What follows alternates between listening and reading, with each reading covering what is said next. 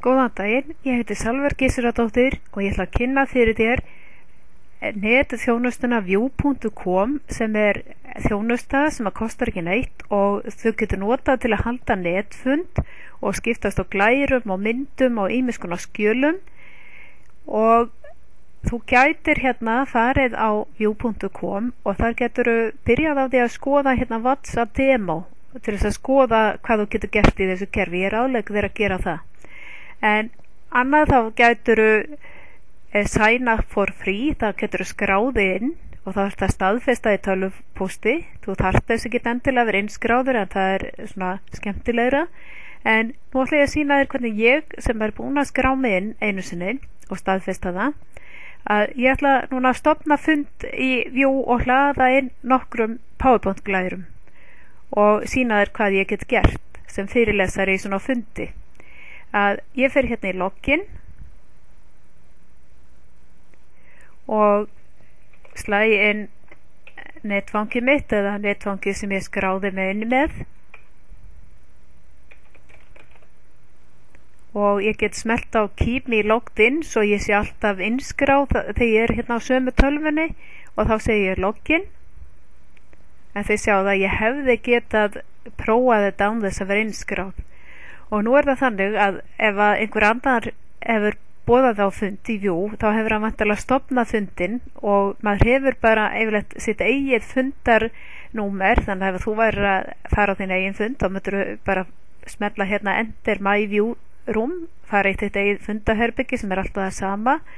en gerur ráð fyrir að ég hefði gefið þér upp eða kennarinn eða sá sem hefur boðað á fundinn hafi gefið þér upp fundarnúmerið og það 4366 og ég smelli á Go og þá tekur smá tíma að þú þarft að vera með flast 9, það tekur smá tíma að fara þarna inn og setja upp á stenginguna en þegar það búið þá ertu í góðum málum og hún svo færðu skjá í byrjun þar sem að stendur eitthvað continue, það þú getur sagt don't show these again og þá smellir á continue takkan og þá lítur umhverfið svona út sem að birtist þér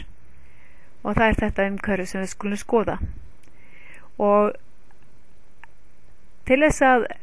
hlaða ykkur inn ef að þú værir fyrirlesari eða sá sem stofnaði fundir og þú ætlar að hlaða inn glærum þá myndir þú smella á import file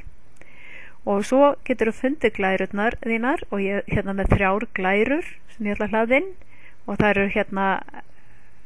á tölvunni minni netfundur kynning, ég smetla á þessar glærur og segja open og segi svo upload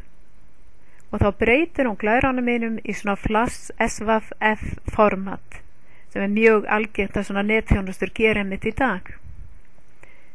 og þá auðveldur að vinna með það á netinu og þá eru glærurnar mér komnar og það eru svolítið stórar þannig að ég gæti farið og súmerað út og inn. Ég get líka smellt og ég hafa svona stórar og get ég smellt á og aftur á þetta til þess að opna hér til hliðar þá public chat